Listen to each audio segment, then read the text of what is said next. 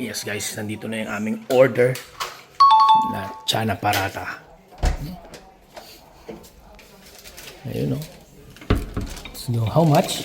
1650. Ayan, 1650. Hello guys, welcome to our channel, and for today's video, tayo ay kakain ng Indian food for our dinner.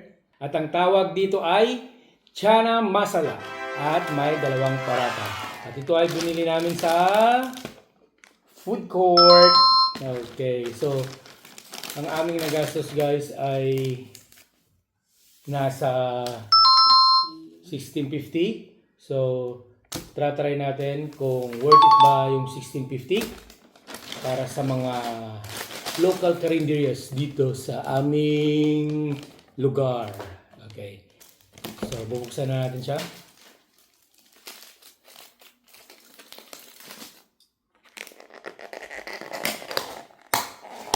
Ayan o. So, ito guys yung kanilang chana.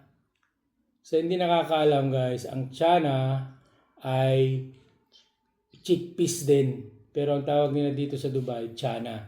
Tapos yung masala naman, yun yung ingredients or luto ng mga Indian friends natin na mga masala. Ayan. So, mukhang spicy to guys. So, let's go. So, ito naman yung kanyang parata. Bumili kami ng tatlo. Yan. So, ito yung magiging dinner namin ni Bunso. So, ayun. So, nagtataka kayo, bakit ito yung dinner namin? Kasi, wala na kaming pera. At saka, nasa kalagitnaan na ng buwan. So, itaratry natin itong comfort food namin dito sa Dubai, which is the chana masala. So, itaratry natin guys. So, makikita nyo guys itong kanilang parata. Napaka-flaky at saka namang bagong luto. Tignan nyo, nag-ano pa siya. Nag-i-smoke pa siya. Di ba? So, let's try na. Okay, Lawrence, let's go.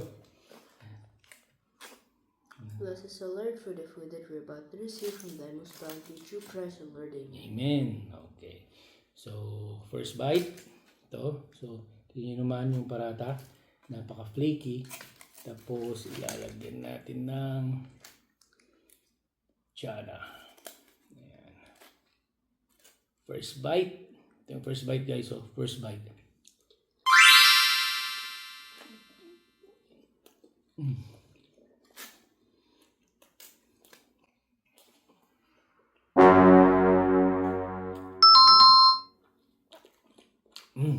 Sarap siya. Ano naman yung may kick ng spicy.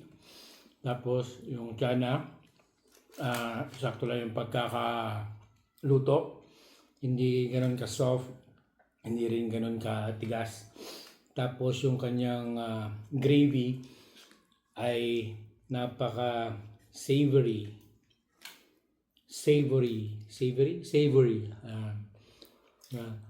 Makikita nyo, napaka rich ng kanyang gravy kasi nilalagyan nila ito ng I think coconut milk or cream. Ayan. Ano masasabi mo? I really like how the chickpeas are cooked, and I really like how spicy it is. It's just the right amount of spice. Really? But you love spicy food. Yes.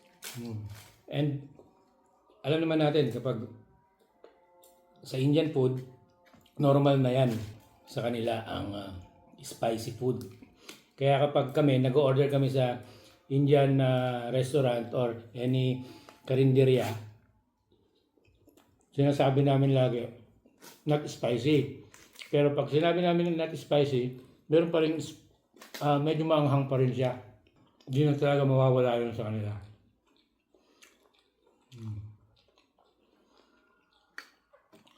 So kami ni Bunso, talagang ito yung in-order namin kapag wala na kami makain for dinner.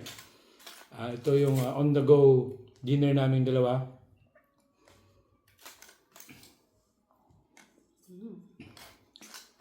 Kasi cheap na, full of protein pa siya. Tara guys, kain na. Si Bunso kasi, hindi na yan nasanay ng Jollibee. Naasanay na siya sa mga Indian food, Pakistan food, mga biryani, palaw, yan. Mga mandi, yun na yung mga food na nakanagis na nila kasi dito na sila pinanganak, dito na sila lumaki. So, na-adapt na nila yung culture ng iba't ibang nasyon dito sa Dubai.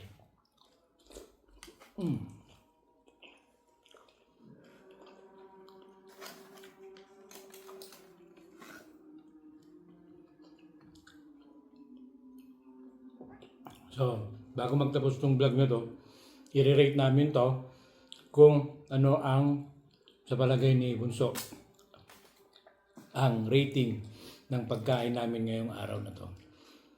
So, paano mo i-rate to? How do you rate our food for today? 8? 8. Why do you say 8? It's very affordable and they deliver it fast and it also makes you very full. So it's like worth the money. Really? Yes. Tsaka, kasi busog ka na paggabi naman, ang importante lang naman makargahan yung sikmura para mairaos yung gabing yun.